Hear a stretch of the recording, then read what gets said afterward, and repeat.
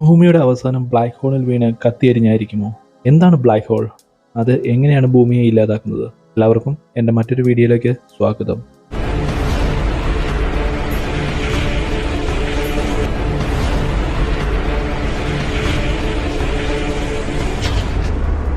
Black ഹോളിനെ കുറിച്ച് കേൾക്കുമ്പോൾ തന്നെ എല്ലാവർക്കും പേടി വരുന്നത് ഭൂമി ഇല്ലാതെ ആകുമോ എന്ന് ഓർത്തിട്ടാണ്.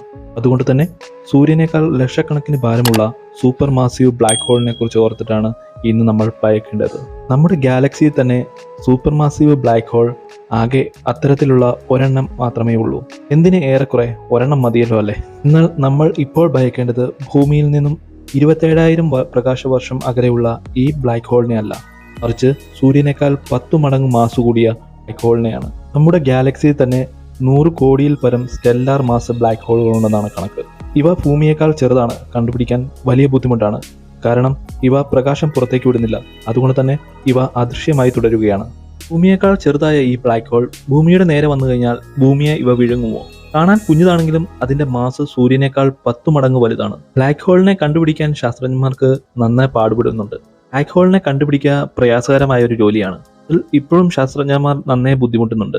2 നക്ഷത്രങ്ങൾ ഒരു പൊതുവായ ബിന്ദുവിൽ കറങ്ങുന്ന സിസ്റ്റത്തിനെയാണ് ബൈനറി സിസ്റ്റം എന്ന് വിളിക്കുന്നത്. ഇതിൽ ഒരു നക്ഷത്രം വളരെ വേഗത്തിൽ കത്തിത്തീർന്ന് അതൊരു ബ്ലാക്ക് ഹോളായി രൂപാന്തരം പ്രാപിക്കുന്നു. അങ്ങനെ വരുമ്പോൾ മറ്റേ നക്ഷത്രം ഒരു അദൃശ്യമായ വസ്തുവുമായി പരസ്പരം കറങ്ങുന്നത് കാണാം. അങ്ങനെ വരുമ്പോൾ അവിടെ ഒരു ബ്ലാക്ക് ഹോൾ ഉണ്ടെന്ന് പെട്ടെന്ന് മനസ്സിലാക്കാം. ഇത്തരത്തിൽ നമ്മൾ കണ്ടെത്തിയ ബ്ലാക്ക് ഹോളിൽ വെച്ച് ഭൂമിയുടെ ഏറ്റവും അടുത്ത് കിടക്കുന്ന ബ്ലാക്ക് ഹോൾ ഭൂമിയിൽ നിന്നും 1000 പ്രകാശവർഷം അകലെയാണ്. പ്യൂപ്പിസ് എന്ന സ്റ്റാർ സിസ്റ്റത്തിൽപ്പെട്ട ഒരു ബ്ലാക്ക് ഹോൾ ആണത്. ഈ ബ്ലാക്ക് ഹോൾ 11 സോളാർ മാസിന്റെ മാസാണെന്നാണ് പറയുന്നത്.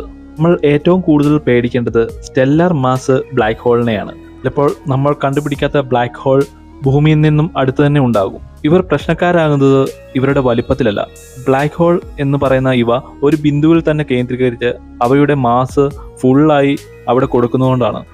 കാണുമ്പോൾ ഒരു ചെറിയ ബ്ലാക്ക് ഹോൾ ആണെങ്കിലും ഭൂമിയിൽ അത് വന്നാൽ അതിന്റെ അകലം അനുസരിച്ചാണ് നമുക്കുണ്ടാകുന്ന ആഘാതം കണക്കാക്കുന്നത്. ഭൂമിയുടെ സ്വന്തം ഭ്രമണപഥത്തിൽ നിന്ന് തന്നെ ഇജക്റ്റ് ചെയ്യപ്പെടാൻ ഇത് കാരണമായേക്കാം. ബ്ലാക്ക് ഹോളിൽ വീണാൽ അത് ഭൂമിയെ സൂര്യന്റെ അടുത്തേക്ക് ആകർഷിക്കും. അതുവഴി ഗ്രാവിറ്റി പവർ വഴി ഭൂമി കത്തിയെരിയാൻ സാധ്യതയുണ്ട്.